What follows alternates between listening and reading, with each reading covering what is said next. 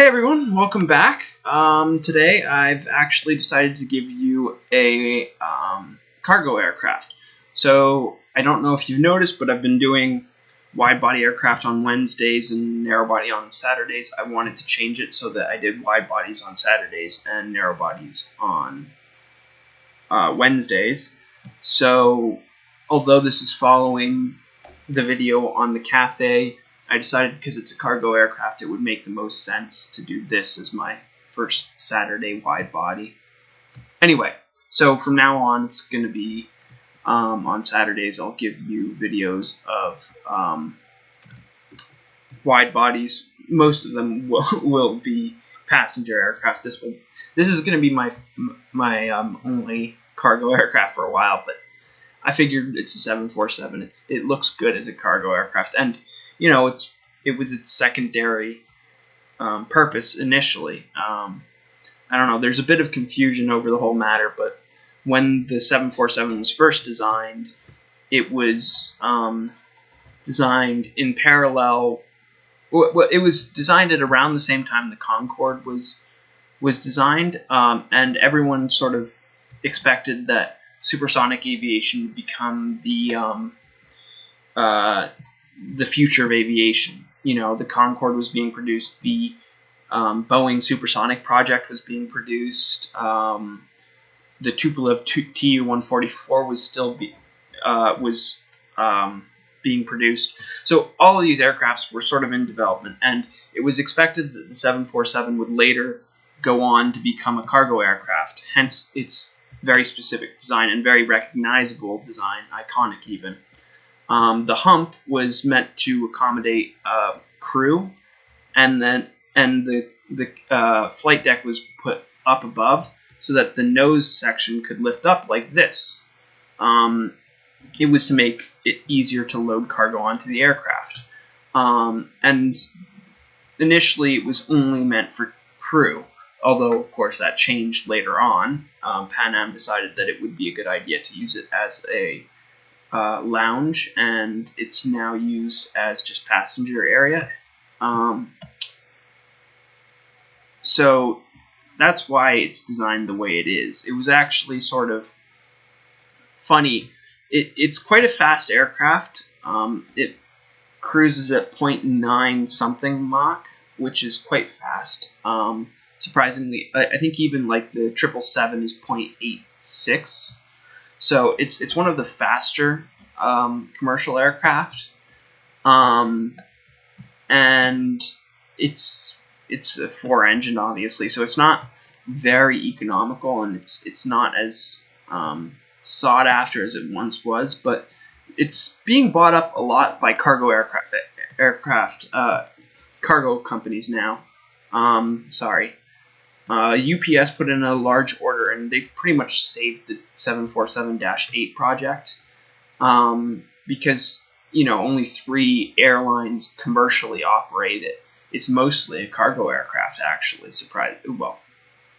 I'd say surprisingly, but you know, it's going on to fulfill the purpose it was originally designed to accommodate. You know, at this point, it was sort of surprising that it became such a big passenger aircraft icon.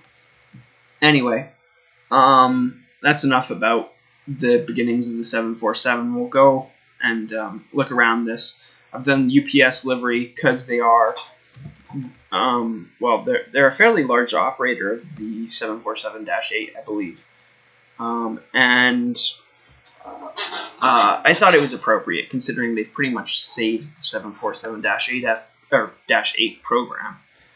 So you've got sort of the shield of UPS, the brown. That would be the registration number. They paint it in white because it's on this browner section of the aircraft. The yellow stripe. So you've got the aft lower door here. So, you know, there are a few. You can fit a few cargo crates in there, and then this is bulk storage, I believe. Moving forward, you've got the lower forward cargo hold, so more cargo containers. You've got the forward main door. So, like I was saying, it was designed so that you could lift the nose up like this without having without interfering with the flight deck, which is very advantageous for the aircraft. It makes it much easier to load than, say, a 777F would be, because that was always designed initially to be a passenger aircraft, so they only have the cargo door on the side, whereas this has it on the front.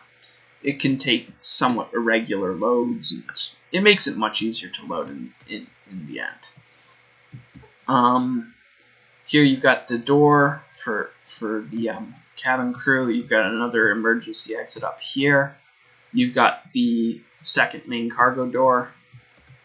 So this would be for the top storage. The bulkhead here is sort of curved. I don't know exactly why, but it's almost like a dome.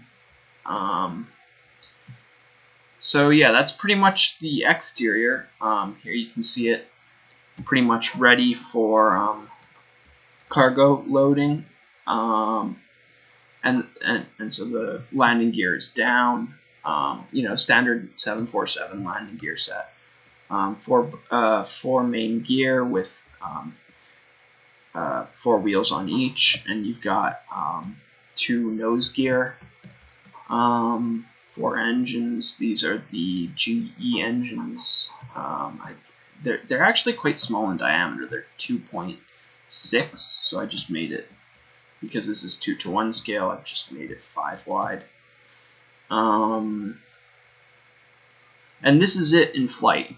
I think it's a pretty amazing aircraft. I've flown the 747 on some pretty long flights. Pretty uncomfortable, but it's an iconic aircraft. It's one of those aircraft that just stands out. So I'm happy to have a 747 here. I also have an A380.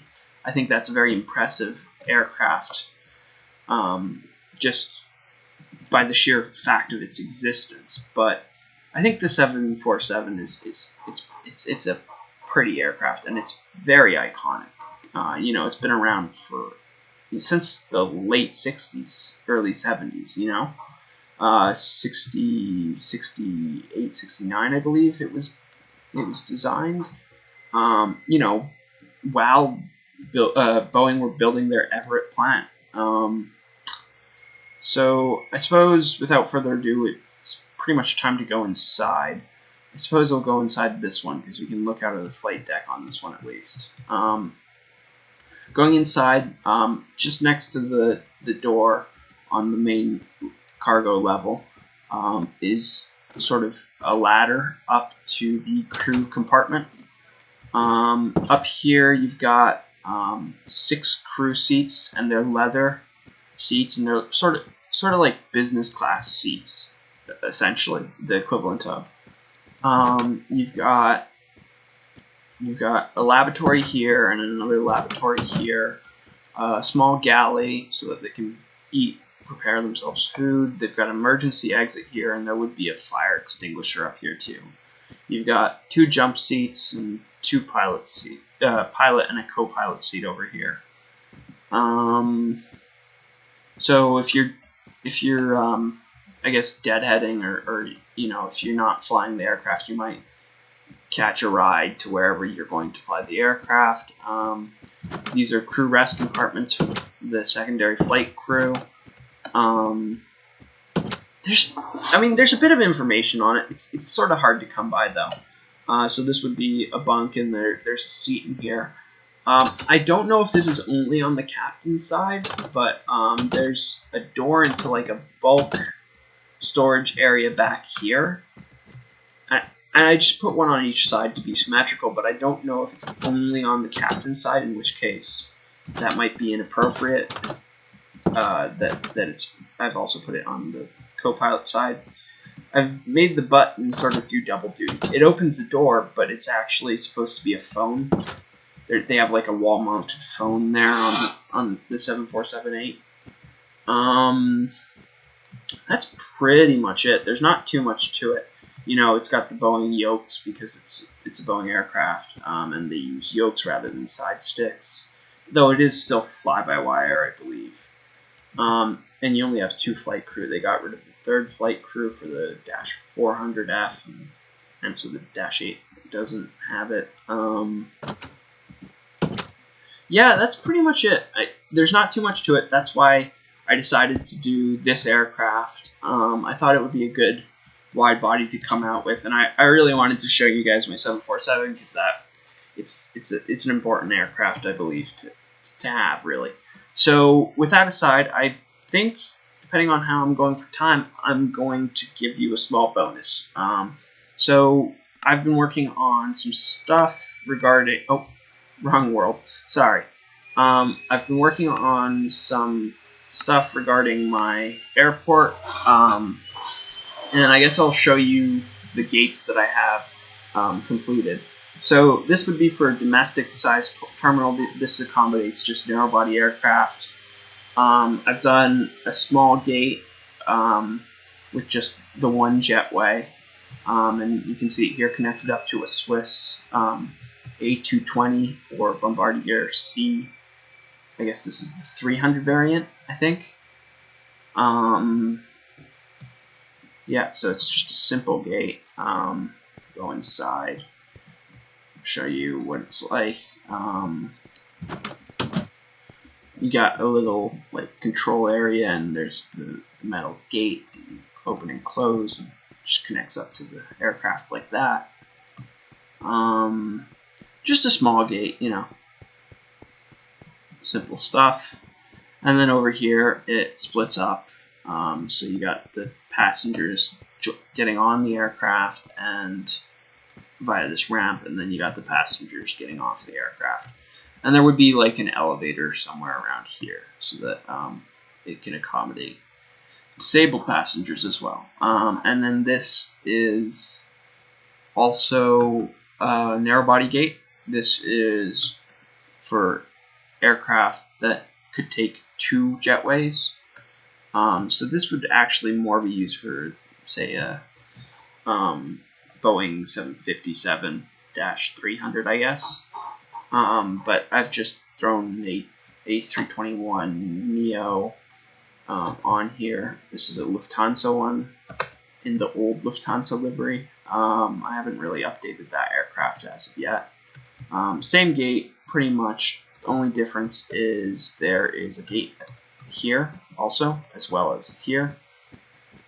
And it just goes out like this. You just walk down it, and everything other than this is identical between the two. I just wanted to show you that. I thought you might enjoy that small bonus since I'm not bringing you a passenger aircraft today. Next week I will do the special livery Southwest Gold 737-700, and it will go back to alternating between narrow and wide body aircraft. I hope you guys enjoyed this one. I hope this didn't go too long. I hope you guys have a good one. If you enjoyed this, leave a like. Tell me what you think. And I'll see you guys in the next one. You know, comment, tell me, yeah, everything I've already said. I'm rambling now. Cheers. See you guys later.